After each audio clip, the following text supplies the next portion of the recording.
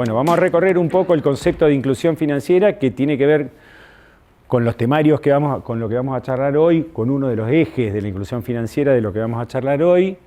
Entonces, les vamos a explicar de qué trata la inclusión financiera y después, justamente, vamos a volver a retomar algo que ya vieron un poquito, pero lo vamos a retomar en palabras más mundanas, si se quiere, de lo que son las herramientas de planificación financiera de poder el emprendimiento para que así puedan lograr uno de los objetivos de la inclusión financiera, que es lograr una independencia y autonomía de los emprendimientos, ¿sí?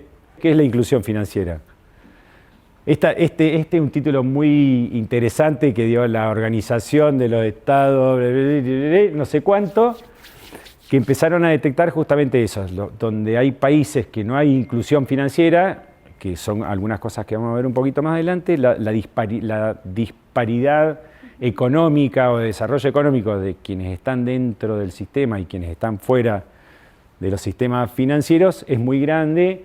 Hay estudios muy importantes también por brechas de género respecto de la inclusión financiera que viene a replicar lo que las otras mediciones que ya vemos en otras métricas, si se quiere, de las diferencias de diversidad.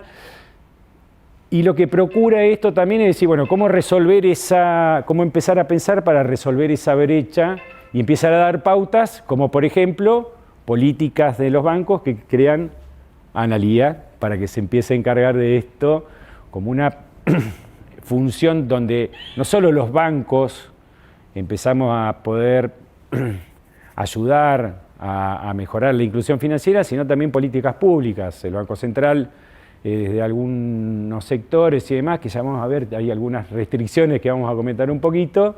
Entonces, ¿por qué están en negro algunas así? Bueno, esos pues son los títulos principales de esta definición de qué se trata la inclusión financiera y específicamente nosotros vamos a trabajar hoy dentro de las actividades de sensibilización, que es cómo ordenar financieramente un proyecto como el que ustedes quieren tener, ¿no? Entonces, bueno, ¿cómo se mide la inclusión financiera, Ana? En pilares, ¿sí? Los pilares básicos, como bien puso Damián, en lo que es el acceso. El acceso es, todos tenemos disponible poder acercarnos, acceder al sistema financiero.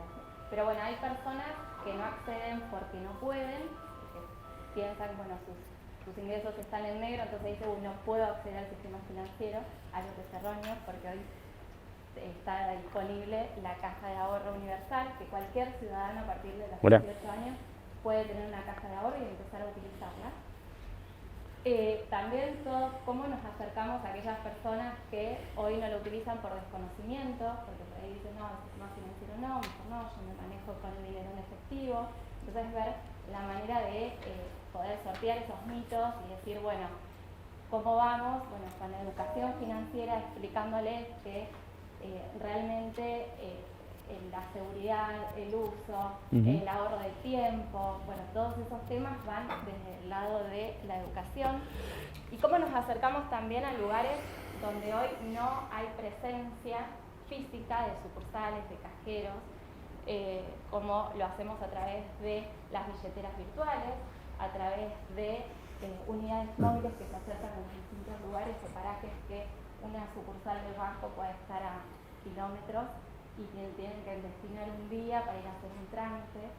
Bueno, todo eso se basa en el acceso, ¿sí? Se diseñan distintos productos, servicios e instalaciones para poder acercarnos a la gente. Ahí hay una herramienta que yo voy a preguntar acá y afirmo que el 100% lo conoce, de lo que tiene que ver con acceso justamente, sobre todo, además en este contexto de la virtualidad que vino a acelerar algo que iba a pasar, la pandemia, que ya iba a pasar con el tiempo, pero que es difícil para los bancos competir.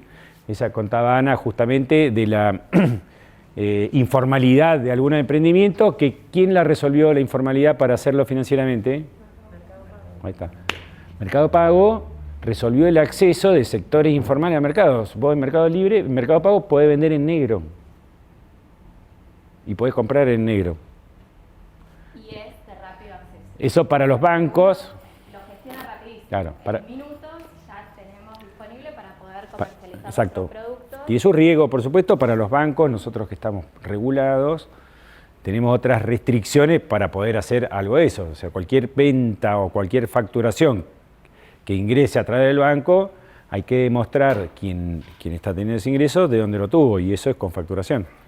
¿Se entiende? Entonces, en esa competencia, que es un poco desigual, para los bancos mejora la accesibilidad, pero es difícil declararla, porque Igualmente, justamente... con toda esta propuesta de lo que es la inclusión financiera, tanto del Ministerio de Economía de Nación como del Banco Central, se flexibilizaron normativas y también se realizaron otro tipo de normativas como para poder incluir y como para también equiparar a esto Mercado Pago, que no es una institución financiera, pero hace, o sea, la función, resuelve. ¿sí? Resuelve el financiamiento. Entonces se flexibilizaron varias normas. El otro de los ejes... El otro de los ejes es el uso. Aquellas personas que están dentro del sistema financiero pueden utilizar esas herramientas que les sirvan, y ahí tenemos todos los programas de educación financiera explicando el uso, ¿sí? El uso de los canales, el uso, bueno, de la bancarización en sí, de los beneficios, de los servicios, de cómo poder generar ahorro, inversión, cómo evaluas un crédito, o sea, en dónde me conviene más invertir. Bueno, todo eso va de la mano con el uso.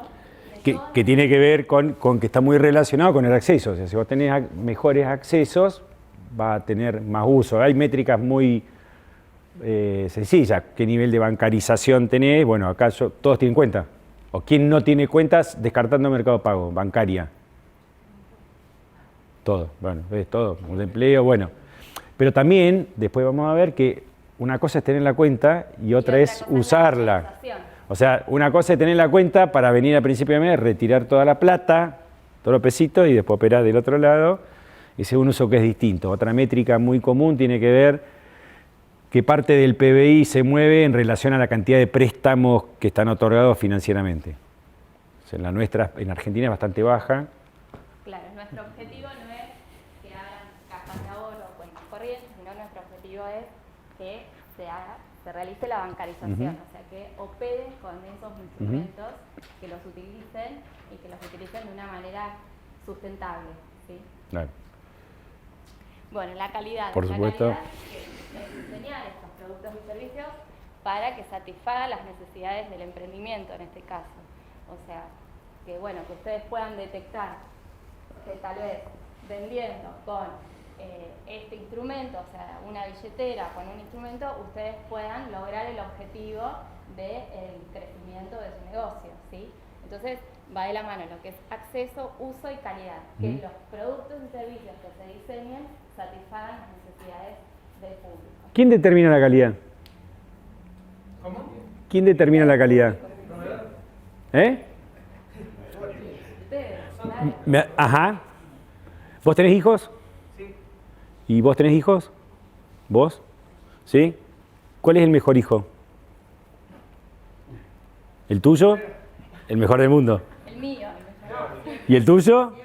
El mejor del mundo.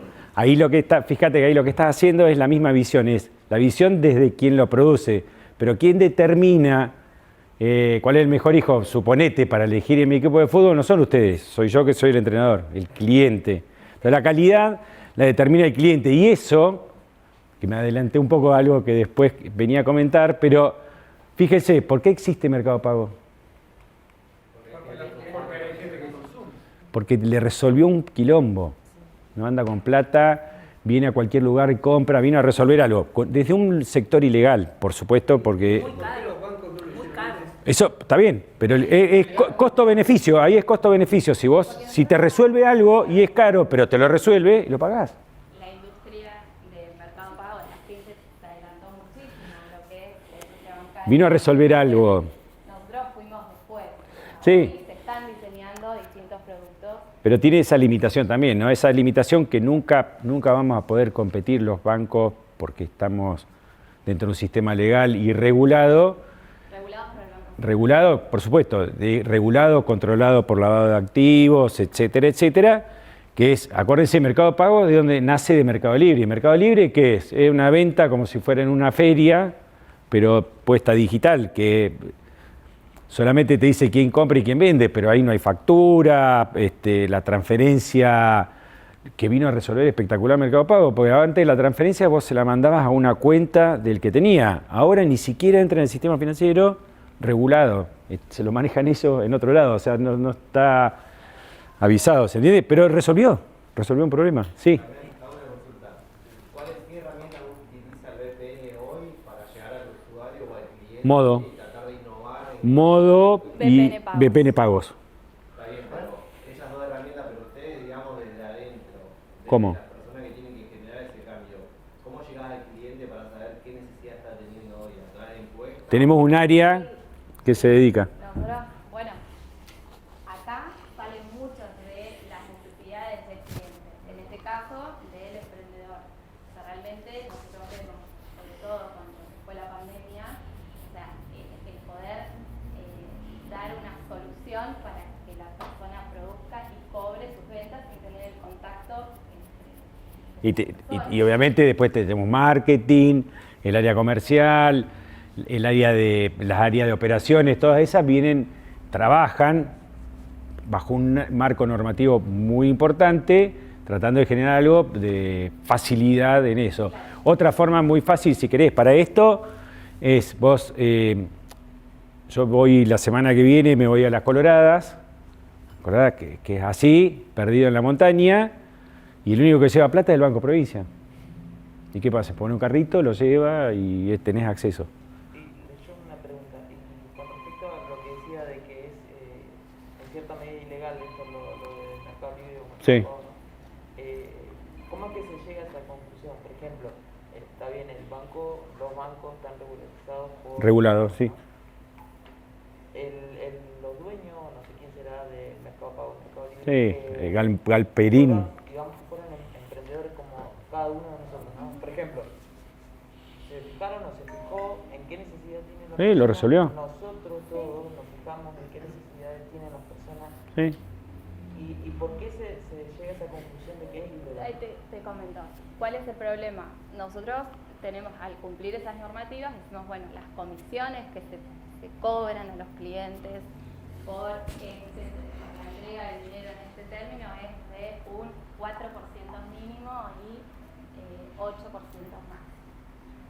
En Mercado Pago, como no tienen esa brecha, nos dice, por ahí pueden decir mañana, bueno, de acuerdo a mi estado de cuentas, bueno, a partir de mañana la comisión es del 15%. Y la cosa más fuerte desde el lado... Claro. O sea, se busca el vacío legal también. Claro, es tal cual lo está diciendo ella. En realidad la parte más, si querés, de la ilegalidad, por lo menos como yo la estaba contando, de la ilegalidad, ¿cuál es? Es que vos tenés un comprador y un vendedor, en términos legales, todos lo saben, yo para vender, ¿qué tengo que hacer? Hacerme una cuadra acá, media cuadra más, y me tengo que inscribir en AFIP. Y cada vez que vendo algo, tengo que hacer una factura. Podés, pero podés no hacerlo. Podés no hacerlo. Tenés hasta un modo, creo que la FIP te controla hasta un determinado... Claro, bueno, pero eso es bastante novedoso y empezó a hacerse ahora, pero Mercado Libre nació como un mercado negro. No hay venta. Salvo que vos caigas justo en la agencia que te vendan esto, pero... No, te queda un plazo fijo. Bueno, Pero los bancos Pero tienen tengo un 70. la liquidez de poder sacarlo al... en los bancos también está. Y el FIMA. En los bancos también hay una cuenta corriente remunerada que tiene el mismo modus que vos estás contando de lo que te da Mercado Pago, que funciona una caja de ahorro. En los bancos, todos los bancos tienen una que se llama cuenta corriente remunerada. Que es lo mismo, por los saldos diarios te va dando una tasa de interés. Sí, o el FIMA, el Fondo de Inversión. O FIMA, hay otros lugares. Lo que hizo, y ahí voy de nuevo a lo que quería decir antes, ¿no? O lo que estábamos contando antes, aprovechando un agujero legal, una ayuda institucional no declarada, etcétera, etcétera, Mercado Pago vino a resolver algo de acceso fuertemente que lo hizo, porque no nos olvidemos también que para nosotros es cómodo. Todos. Nosotros tenemos ahora una cuenta de jóvenes. Vos querés abrirte una cuenta hoy de Mercado Pago, no te preguntan ni cuántos años tenés. Tenés 5, la podés tener. Tenés 2, la podés tener. Tenés 15, la podés tener. Nosotros los bancos no podemos, tuvimos que esperar 5 años que el central nos autoriza, que los menores de 15, que el padre venga y firme, que la quiere. Y son los bancos, no nosotros, todos los bancos. Mercado Pago que dijo, chao, abrila, ¿qué me importa? Que no sé quién sos, chao, abrila. Fin. ¿Qué sé yo? Los adolescentes tienen todo hoy. La blockchain nos viene a disrumpir un poco también en cuanto a la forma, o sea, ya quedó demostrado que hay formas que se utilizan en la parte financiera que ya caducaron y cada vez van a ir más en decadencia. Eso es, mirá, está buenísimo lo que estás planteando. Eso es un concepto libertario lo que vos estás diciendo. Pero te lo voy a decir, o sea, no te lo digo malo, te lo digo bien. No, bueno, ahí vuelvo yo. Para mí es libertario, y te lo digo, porque los libertarios que dicen que no haya regulación. ¿Está bien? Y la regulación surgió hace 20 o 30 años cuando hubo los cracks financieros en todo el mundo que dijeron, bueno, los bancos centrales tienen que empezar a regular y entonces tenés capitales de mercado, tenés ingresos. Yo sé que hay gente que no le gusta, pero los bancos estamos regulados por eso. ¿Para qué? Porque los bancos prestaban la plata a ustedes, no la nuestra. Primero, perdón, sí, lo primero lo nuestro, el 8% es nuestro y el resto de ustedes. Eso en un sistema libertario no existe. Así se cayó Goldman, todas esas crisis financieras que hubo, era cuando no había regulación estatal. Sí, pero es una realidad que existe y que cada vez va más en avance, por eso digo. Claro, pero es un riesgo muy grande para la gente que no es experta en ese tema, o sea, los depositantes. ¿Entendés? Si quiere es otra cosa, ya se nos ponemos a hablar de riesgo financiero, pero en el fondo la regulación vino a resolver problemas que fue que depositante, nada, que no es que están haciendo inversiones en bonos, etcétera, etcétera, depositan su plata, ni siquiera depositan, a lo mejor cobran el sueldo y al no tener regulación los bancos prestan. Acuérdense que esto es rentabilidad bajo riesgo, yo tomo mucho riesgo, la rentabilidad más grande, pero cuando se caen todo, total la plata de ustedes, ¿qué me importa? Eso es lo que hace la regulación. Bien. Y Bueno, por último... ya está. El cuarto pilar es el bienestar financiero, que lo que se busca con la institución es esto, de poder lograr esa proyección, esa planificación, que puedan tener distintos objetivos, que puedan planificar un ahorro o una rentabilidad, ¿sí? Teniendo en cuenta estos pilares y lo que va a decir Damián ahora, que es todo un poco de cómo arrancamos con la planificación de nuestro emprendimiento. Lo que busca es eso, tener un bienestar financiero.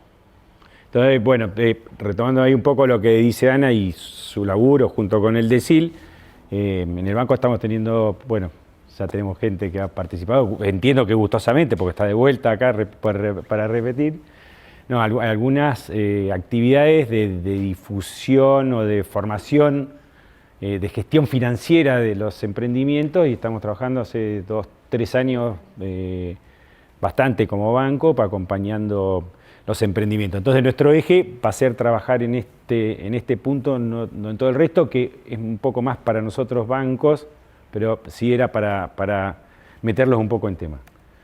Entonces, ¿por qué? No soy profe. Bueno, todo lo que vamos a hablar ahora, esta mitad del tema, es de planificación financiera. Entiendo que ya vieron algo, las clases pasadas que vieron costo, así que vamos a retomar algunos conceptos de eso para que se lleven una forma fácil de poder hacer algo de planificación financiera de sus emprendimientos, que además es uno de los puntos del Canvas que tienen que completar para sus emprendimientos, que si quieren, ¿dónde va? ¿En qué punto iría el Canvas? ¿Quién lo tiene acá a mano? ¿Dónde lo tienen que poner? Es buenísimo eso. Ahí tenés. Ahí costos tenés y después tenés otros de indicadores. Tenés ventas y después tenés indicadores. En indicadores tenés que hablar acá. No vamos a hablar de TIR ni de BAN. Hay otras métricas que son bastante menos complejas y que pueden realizar en una herramienta muy compleja como un cuaderno de hoja cuadriculada. Así que vamos a tratar de que puedan hacer, y les pido que vayan tirando todas sus dudas respecto de lo que es sus propios emprendimientos para poder completar esta parte importante. No se olviden una cosa, este hackathon se llama sustentabilidad. Y sustentabilidad, yo por ahí me olvido los nombres, tiene que ver, principio, con la propia sustentabilidad del emprendimiento. Otro tiene que ver con su impacto social y otro tiene que ver con su impacto en el medio ambiente. Pero si el emprendimiento no es sustentable económicamente, el resto no se puede hacer. Entonces, hay muchas cosas que después quieren hacer respecto sociales, por ejemplo, pero si no ganan plata, no lo pueden hacer. Entonces, yo le diría que el negocio lo tienen que pensar, el negocio o el emprendimiento o el proyecto lo tienen que pensar también desde el lado de que tiene que ser económicamente sustentable, ¿sí?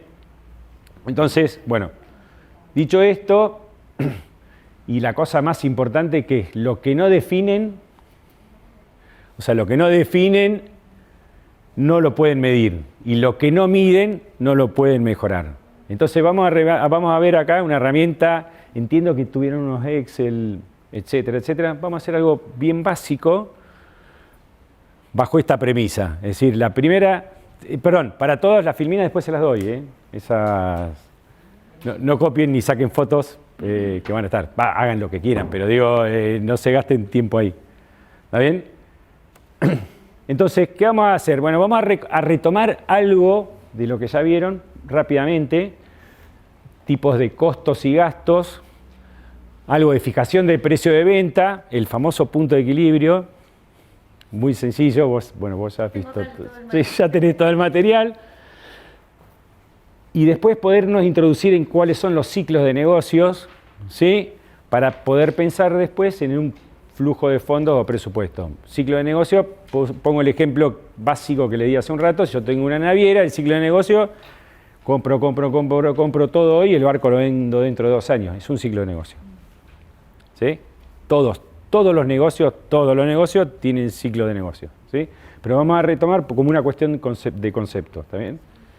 Entonces, bueno, lo que yo les invito a que hagan es las categorías de gastos, costos que vamos a ir viendo. Préstame tu Canvas, por favor. Sí. Aquí anda. Esto que hicieron acá con el Canvas, esto mismo lo hacen en una hoja aparte, donde ponen todas estas categorías que vamos a ver ahora y van anotando los numeritos o los post-it de los gastos en términos de número que ustedes tienen. Y si quieren le ponen un título, pero lo importante es que los vayan ubicando en esta especie de Canvas que ya, se los cuento, es tan difícil como una planilla donde ponen gastos de inversión. ¿Cuáles son los gastos de inversión? Los gastos iniciales. Materiales, puede estar ahí, pero estructura, alquiler podría ser un gasto fijo, digamos, en el caso de César, por ejemplo, que tiene una panificadora, el horno es un gasto de inversión, ¿está bien? Es todo aquello que me permite empezar a fabricar, eso es un gasto de inversión. Locales, si lo compran es un gasto de inversión, si lo alquilan es un gasto fijo o variable, ¿está bien? Pero digamos, en general es todo aquello que me permite poner la fábrica o la empresa a producir. Eso es un gasto de inversión. La característica de los gastos de inversión, ¿cuál es? ¿Y que son por única vez? En general son por única vez, salvo que cambies de escala de producción, pero el gasto de inversión es grande y se hace al principio. ¿Eh? A ver, después eso me va a dar letra para otro. Entonces, el gasto de inversión y acá ponen horno, X pesos, qué sé yo. Salón, lo tuvieron que rediseñar para las cosas de acero inoxidable, etcétera, etcétera.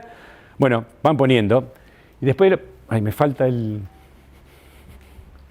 Bueno, tienen los gastos de inversión, los gastos fijos, ya vieron otra vez cuáles son. Ese es un ejemplo, pero No suelen variar. conceptualmente, ahí está, decilo. Los que se mantienen estables Exacto. Fabrique o no fabrique, los tengo que gastar. Ese es un gasto fijo. El caso típico, como estaban bien contando, del alquiler. Bueno, entonces en gastos fijos ponen alquiler, X pesos. Sueldos. Perdón, en la literatura el sueldo es un gasto variable o un costo variable. Pero la literatura es una literatura americana que está pensada en leyes que no existen acá en Argentina. Yo cada vez que tomo un empleado, por suerte para nosotros empleados también, es casi fijo. ¿Está bien? Entonces yo aconsejo siempre el tema de los sueldos, ponerlo como un gasto fijo. ¿Sí? Sueldo. Pero el sueldo también varía. Si pagás por productividad, sí, pero por lo menos vas a tener una parte fija. Yo no creo que tengas todo el sueldo, todo variable. Depende del convenio y demás.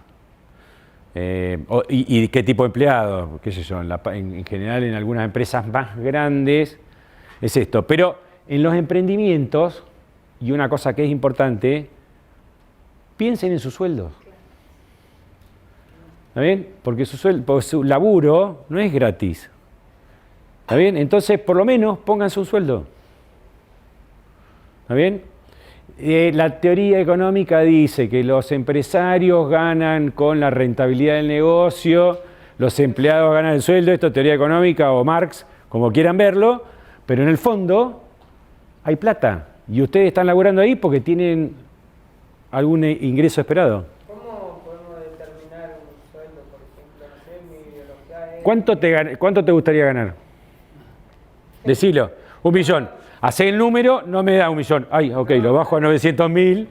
Claro. El tema es que a lo que yo iba era, por ejemplo, uno emprendiendo, creo yo que lo que menos pensaba en tu sueldo hasta que por lo menos empezaba a producir, al tener un poco de producción, creo que podíamos estimar. Eso es financiero. Eso que vos estás contando es financiero y no está mal. O sea, vos ponés el primer mes, los primeros meses y decís, bueno, mira, estos meses, lo digo en francés, me cago de hambre, no gano nada, pero en algún momento vas a tener que tener tu ingreso, porque por algo estás teniendo eso. Bueno, pero en términos de costos, que el costo es contable, si querés, no está en el tiempo, el costo contable lo tenés que poner. ¿Para qué? Para poder determinar el precio de venta, para ver si tu negocio es rentable. Ponelo. Poco, mucho, eso, manejalo así. Si querés comparar en otro mercado, qué sé yo, en muchos de los emprendimientos ustedes son los jefes, son las vendedoras, son los que fabrican, etcétera, etcétera. Bueno, los cadetes, el que transporta, qué sé yo. Bueno, pónganse un sueldo de 8 horas de laburo o 10, no hagan sin las horas extras porque sé que se hacen muchas, pero 8 o 10 horas pongan un sueldo, porque hace falta para saber si su negocio se la banca o no. ¿Está bien? Entonces, los sueldos es una. El otro, ¿ahora me ayudas? Bueno, yo no tengo problema en caminar, pero bueno, fácil, gastos variables. ¿Gastos variables de qué dependen? Perfecto. Si fabrico 0, ¿el gasto variable cuánto es? Y si a medida que aumento las cantidades de producción, el gasto variable me aumenta. Entonces, una forma fácil de identificarlo de los gastos variables son los insumos de producción. ¿Sí? Los gastos variables. Van a ver que después esto tiene un impacto, pero acuérdense esto, anoten todos los costos que tienen y ordénenlos en categorías. ¿Está bien? Y después sacan los totales. Ya van a ver que tiene un impacto en otro lado. Los gastos variables porque hace falta. Esto en general son los insumos. ¿Sí?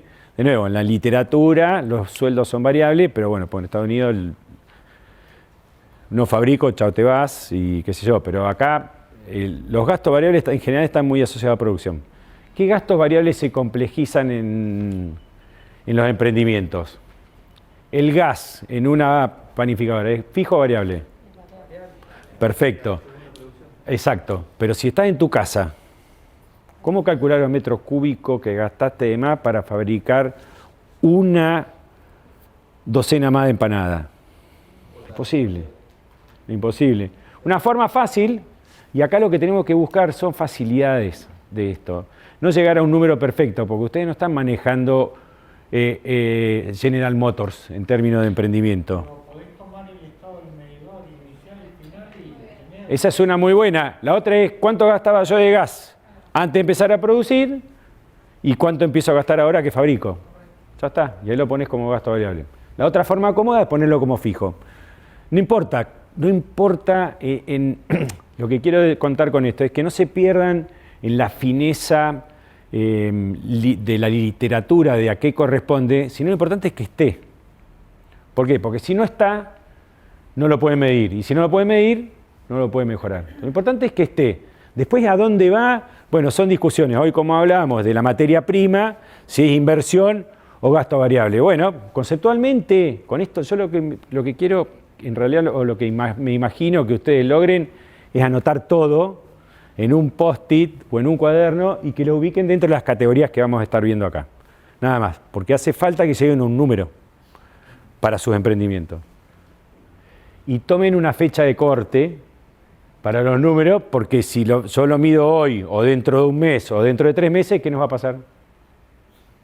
Hay inflación, y un quilombo, de nuevo, tengo que traerlo a la misma fecha de medición a todo. ¿Y eso no se puede medir en realizar una fórmula basada, digamos, dolarizarlo?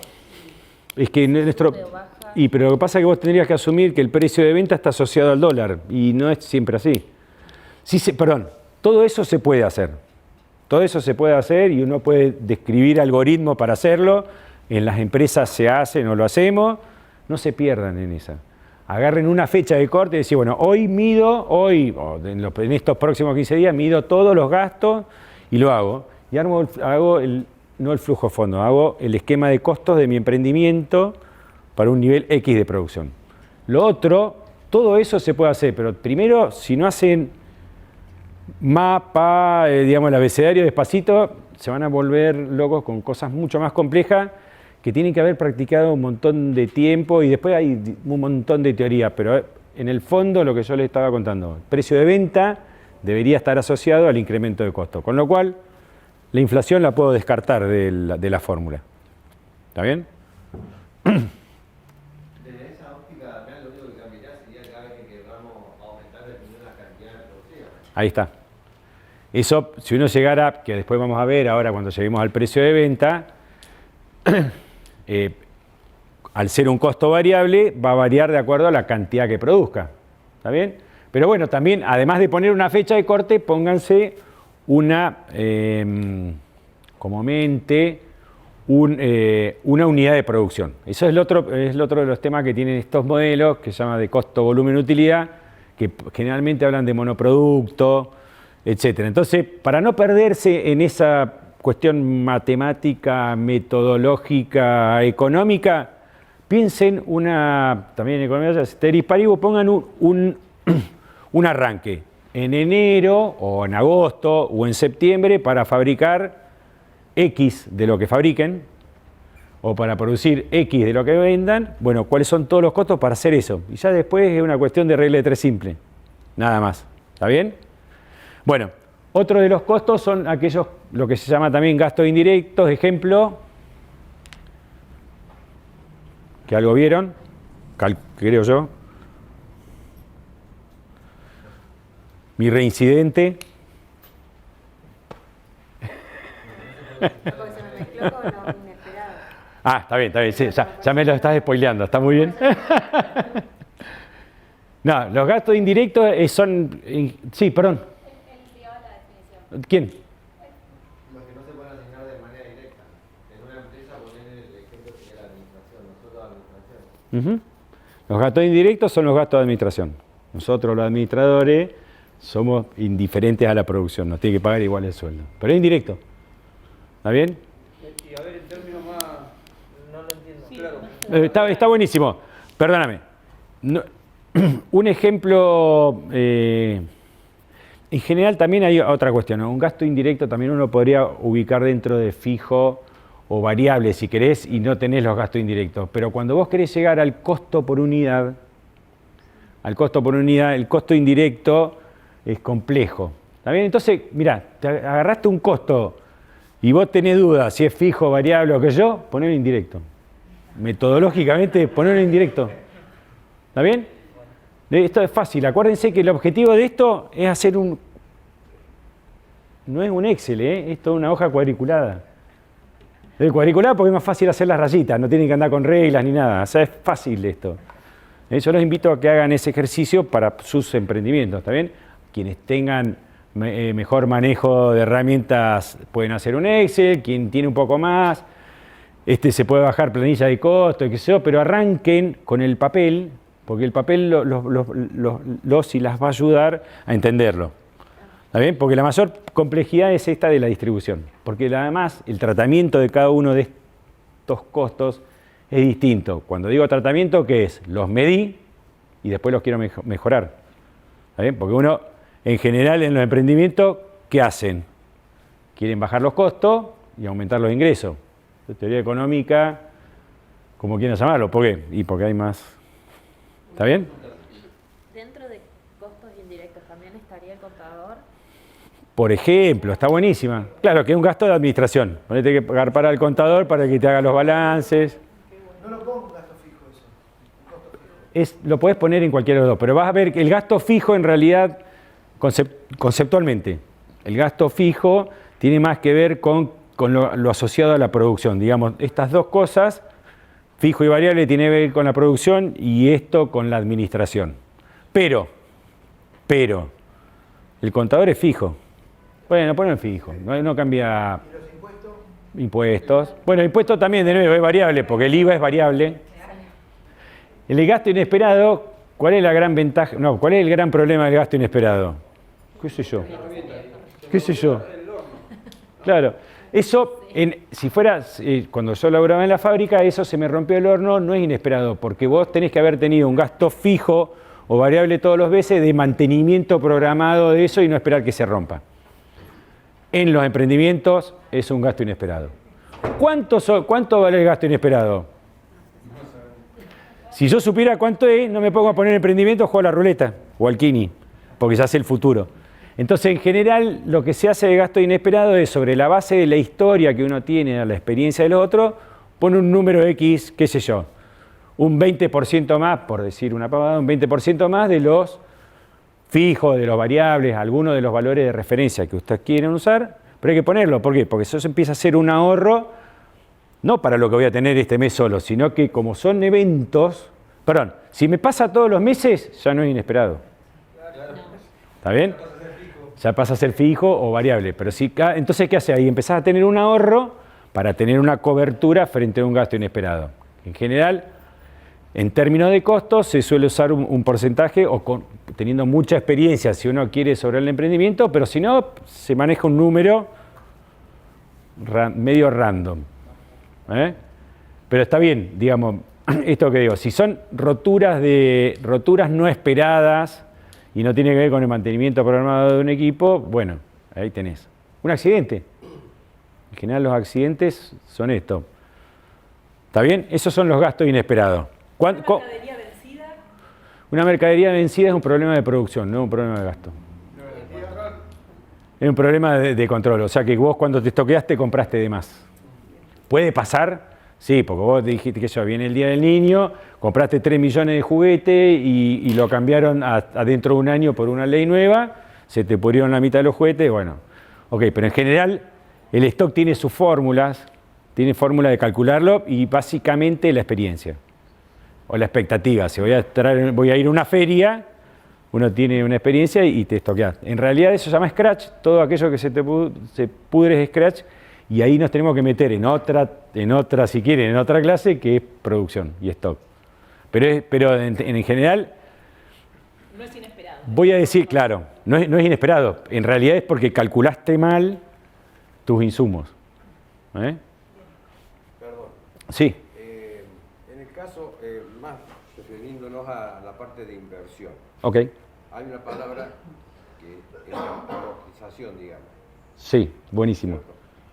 En esa parte de amortización, ¿en qué parte la pondríamos? Porque es muy importante. Está buenísima. En la inversión, por ejemplo, de maquinaria y todo lo demás, bueno, uno tiene que tener el costo de lo que vale y a medida que pase el tiempo va decreciendo. Así hacen las empresas grandes que En definitiva, Buenísimo. Perdóname que te interrumpo porque me encanta este punto. Chicos, esto no es de contabilidad. Esto no es contabilidad. ¿Para qué sirve la amortización? Para determinar el costo unitario de cada producto vendido. Es decir, si yo pongo en marcha una panadería, ¿sí?, y vendo un solo kilo de pan, tengo que cargarle todos los gastos de inversión al primer kilo de pan, no me lo compra nadie. Y en términos contables y impositivos, ¿sí?, dice, vos no podés cargar toda la pérdida al primer pan, sino que te dice, de hecho dice la contabilidad, estos bienes se amortizan en 10 años, estos en 5, estos en 4, qué sé yo. Entonces, la amortización es contable. Olvídense, acá no va. ¿Te permitiría llegar al costo unitario un poco más fino? Sí, pero eso cuando tengan 5 o 10 años de hacer esto. No se pierdan ahora en eso. Hoy es inversión. Hoy es inversión. Hoy es inversión, porque después porque todo esto que estamos viendo es para después llevarlo a un presupuesto. Sí. Capaz que me adelanto, pero quería hacerte una pregunta puntual de eso. Ajá. Porque lo veo en el trabajo y no en el emprendimiento. Dale. ¿Qué pasa cuando vos lo tenés en cuenta para presupuestar el gasto de amortización? A mí lo que más... Para presupuestar un laburo. Claro, vos Bueno. ponele horas hombres, o tenés, no sé, en horas de prestación de servicio. No es lo mismo cuando vos le presupuestás a 10 personas y tenés 10 trabajos a cuando vos se lo presupuestás a 200 y los 200 se lo van a creer. Está buenísimo. Ahora vamos a ver algo. Ahora vamos a ver algo de eso dentro de lo que es punto de equilibrio y demás. Pero no está mal la pregunta de amortización, está bien. Pero yo no me quiero perder en esa, o no los quiero meter a todos. Habrá gente que está más formada y la puede entender, con más experiencia y lo puede entender. Pero lo importante acá es anoten todo. Es una muy buena pregunta para determinar el costo unitario. Ahora también la amortización en términos contables es impositiva, no es una amortización real del bien que tiene 1000 horas de uso, qué sé yo. Bueno, no se pierdan, digamos, en eso. Vayan primero a anotar. Y esto es una inversión. ¿Sí? Y finalmente, y esto es espectacular, en todos los emprendimientos son los gastos familiares. Hoy hablaba con uno de sus compañeros y me dice, no, yo no tengo gasto porque lo hago en mi casa. No, vos tenés.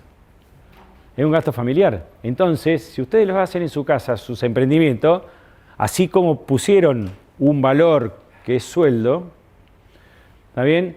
En los gastos fijos también pongan algo de alquiler y demás. Y más adelante los gastos familiares se van a enquilombar, se van a mezclar, porque el gas que están pagando, pagan un pedacito en el emprendimiento, otro pedacito acá. Y cuando cambien el auto o la camioneta, y algunas veces la van a usar para irse de vacaciones o para ir al río a tomar mate o para comprar insumos. Bueno, en todos los emprendimientos, cuando arrancan, los gastos familiares están en el medio. Laburan sus hijos, hijas, qué sé yo, es un gasto familiar. Es un gasto familiar del emprendimiento. ¿Está bien? De nuevo, acuérdense, lo importante es todo lo que me gustaría o nos gustaría que se lleven es, pongan todos los papelitos y categoricen.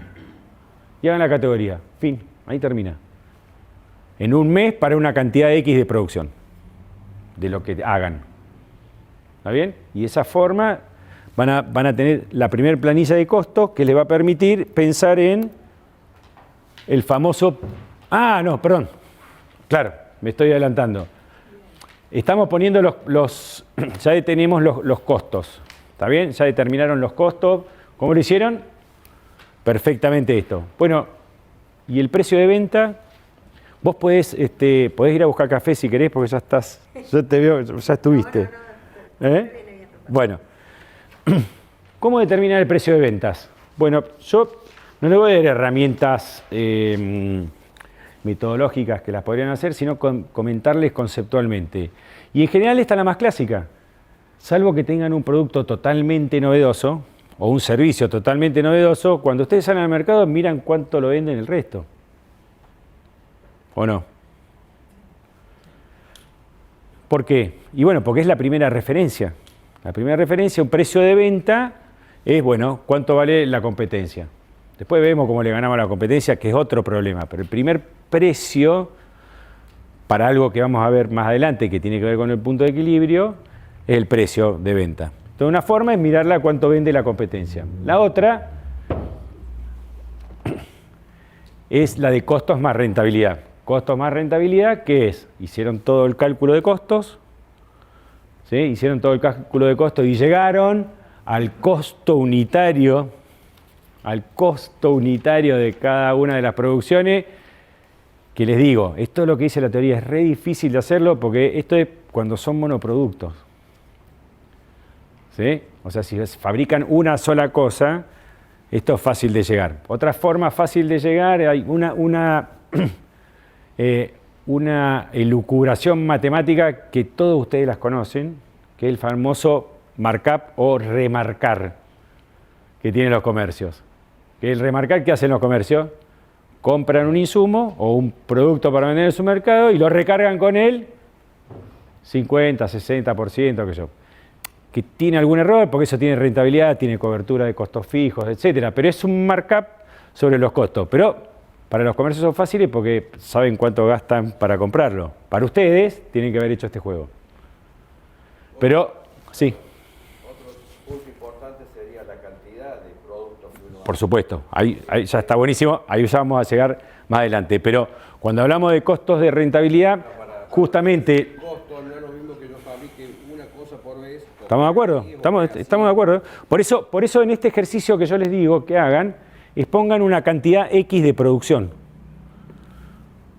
Siempre pisan, ayúdenme con otros emprendimientos. A ver, ¿qué otros emprendimientos tienen? Perdóname. Yo, en mi caso, te decía que fabrico muebles. Bueno. Ahora, si me mezcla un poco esto, mirá. Yo tengo ya costos, ya compré materiales, tengo todas las herramientas y todo estoy fabricando. Y si yo arranco de cero ahora, yo, por ejemplo, fabrico un juguete, ¿no? Pero el juguete lo fabrico con retazos que ya están pagados, ya están ahí, es más... No es un costo hundido. No es un costo hundido. No, está bien. A lo que voy es que para hacer una cuestión más honesta y legal, yo no tiene costo ya... No, es que no es honesto. O sea, perdóname, discúlpame, yo no estoy de acuerdo con lo que vos estás diciendo. Tiene costo. Porque vos compraste, voy a decir una pavada, para hacer una cama de 1,10 m, vos tenés que comprar una madera de 1,50 m.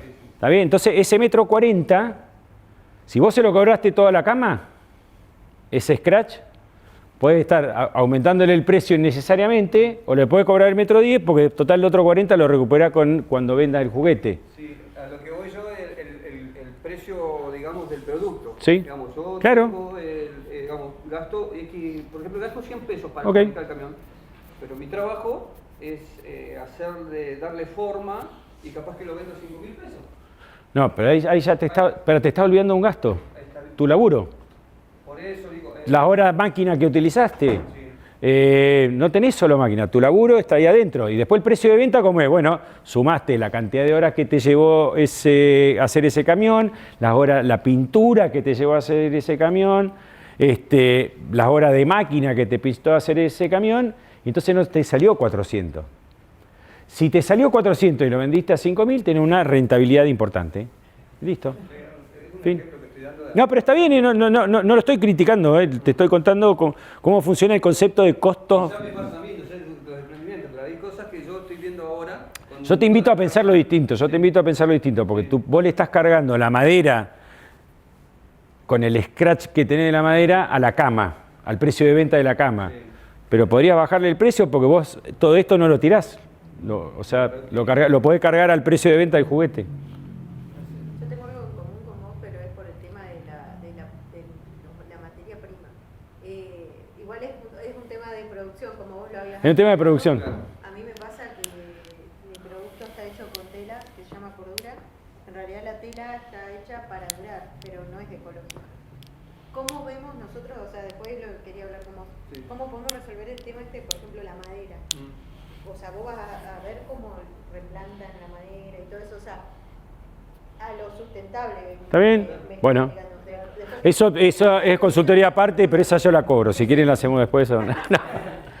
Pero, o sea, es un tema a resolver, por lo menos en el mío, por lo menos lo que estoy viendo en él. Sí.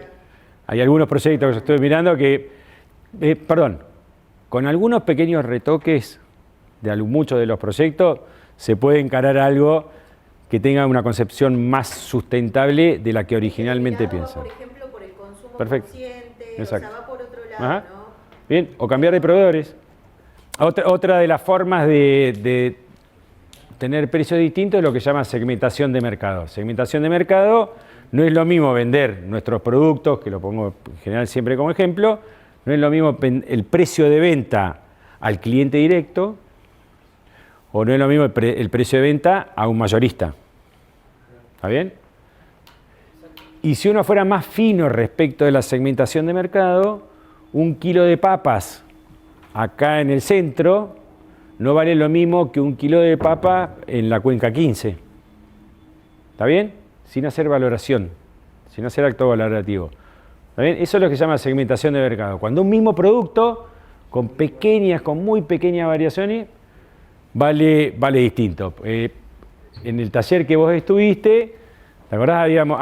Habíamos visto que eran las carteras, una persona que hacía carteras o riñoneras o algo, y el precio de venta, si le ponía la marquita, es uno, y si lo tiene sin marca es otro. Bueno, ¿por qué? Porque tiene bla, bla, bla, otra cosa. Pero es segmentación de mercado. Los precios de venta no son iguales dependiendo de dónde vendan. ¿Está bien? Otro tiene que ver con la necesidad de los clientes, y acá voy a poner el ejemplo que pongo siempre. ¿Se acuerdan cuánto valía el kilo de alcohol en enero del 2020? No, en enero no. En enero era barato, la lavandina era barata. En marzo salimos todos corriendo a comprar lavandina, barbijo y demás. Entonces le decía al cliente, esto es la bill ley de la oferta y la demanda. Cuando hay mucha gente que quiere mi producto, le puedo subir el precio. Fin. No, pero yo soy socialmente responsable. Sí, bueno, no, pero sube. ¿Está bien? La lavandina estaba buenísimo, todos necesitábamos porque teníamos que limpiar nuestra casa, pero el precio aumentó. Pero también muchas veces por un tema de oferta. Si yo tengo esta lavandina acá y la quieren ustedes tres, ¿a quién se la vendo? ¿Al que llegue primero, al que gane la pelea o al que me pague el mejor precio? Eso es la cruel ley de oferta y demanda. Entonces, y esto, ahí va de nuevo. Fíjense lo que hablábamos hoy de Mercado Pago. Fíjense el ejemplo que hablábamos de Mercado Pago. Mercado Pago tiene las comisiones mucho más altas comparativamente con otros productos que tenemos los bancos. ¿Por qué? Y porque hay ciertos clientes que no pueden ir a los bancos. Pero, este ejemplo está buenísimo, se acaba de ocurrir. Con algo que vamos a ver al final, pero me adelanto un poco. Las tasas de interés de los bancos respecto de las tasas de interés de las cuevas que están en la calle Alcorta. ¿Cuál es más cara? Aquella es tremenda la diferencia, que después vamos a retomar algo. ¿Por qué? ¿Y por qué? Y porque en general le prestan a alguien que los bancos no les podemos prestar. Entonces, aprovecha la necesidad del cliente. Entonces, el precio de venta depende justamente, de hecho, de la necesidad del cliente. Si ustedes encuentran un producto que los clientes necesitan un montón, es golazo. Eso es el golazo. Esos son aquellos emprendimientos que se desarrollan. ¿Cómo? Reparación de vehículos eléctricos. Bueno, reparación de vehículos eléctricos está buenísimo, pero ¿cuántos vehículos eléctricos tenés hoy acá en Neuquén? Yo me armé todo el taller con eso hace más de 5 años. Bueno, ¿y cuántos autos tenés? No, están de los monopatines, hay un Ok, bueno. Está bien, bueno, pero ahí justamente, si sos el único que le oferta el servicio, podés cobrar un precio. Ahí tenés otro problema que después, si querés, nos metemos, que es a cuántos clientes tenés. Qué sé yo, si lo querés fidelizar, bueno. Pero es cierto, está muy asociado a eso. ¿Quién es el único que repara movilidad eléctrica? Sos vos. Ok, eso es oferta y demanda. La oferta es uno y la demanda, aunque sean dos, es el único lugar donde pueden ir. ¿Sí? El otro, entonces, como muy bien decían, es el volumen de ventas, por supuesto. ¿Por qué el volumen cuando más vendo puedo bajar el precio? ¿Por qué? ¿Cuáles costos? Ahí está. Porque tenés mejor cobertura de costos fijos. Acuérdense que el fijo es independiente del nivel de producción. Si yo vendo una prepisa, tengo que cubrir todos los costos de tener los sueldos y demás. Si vendo dos, el precio de venta lo puedo bajar a la mitad, y etcétera, etcétera. O sea, el volumen me permite negociar precio de venta. ¿Está bien? Ustedes como compradores igual, no es lo mismo que quien va a comprar su insumo, 2 varillas de 1,50 m de machimbre X, que es un camión de machimbre de varilla X. ¿Está bien? Entonces esa es otra forma de determinar. Por supuesto los aspectos psicológicos, que es un poco lo que hablaba hoy del ejemplo de la marquita o qué sé yo, cuando tiene alguna... Mirá, le voy a poner un ejemplo. Un vino tinto y un vino tinto orgánico, ¿cuál vale más? ¿Cuál vale más? ¿Por qué? Hay una tendencia ya generalizada. Aspecto psicológico. Aspecto psicológico. Es aspecto psicológico. ¿De verdad? ¿Sí? Pet friendly, todas esas cosas que se ponen de moda son aspectos... Está ligado a la ecología. ¿Cómo? Sin ir más lejos, la sustentabilidad, cuando yo salí a preguntar Sí. qué le parecía, qué te parece sustentable, qué te parece sustentable a la gente, lo ligan a la ecología. Claro, enseguida lo ecológico. Pero escúchame, vamos de nuevo, a ver. Otra, ¿sí? Bueno, me queda un poquitito, entonces vamos a cortar con una... Perdón. Uy. Pero digamos, ¿se entiende el aspecto psicológico? Con algo que está de moda y que alguien, por una característica del producto, está dispuesto a pagar más plata. Que muchas de las veces, para un mismo producto, una forma de diferenciarlo y generar distintos mercados es pensar en el aspecto psicológico. Una forma muy fácil, vieron lo que era, bueno, ahora está cambiando la ley de etiquetado, pero todos los productos que nosotros vamos a comprar en el supermercado tenían el color verde. Si verde no necesariamente es light, no necesariamente es light, pero vale un poquito más que el otro, que tiene grasa y qué sé yo, y vale un poco más. Pero es psicológico, ¿está bien? Bueno, entonces, para aquella cantidad de producción de costos que ustedes tuvieron, X, y el precio de venta que determinaron, nos vamos a aquello que ya vieron, que es el modelo básico del punto de equilibrio. Acá vamos a ver una cuestión conceptual, pero es fácil de pensarlo. También yo los invito a que piensen en eso. La característica, como muy bien dijeron, del costo fijo es que no importa la cantidad que produzca, el costo fijo está siempre.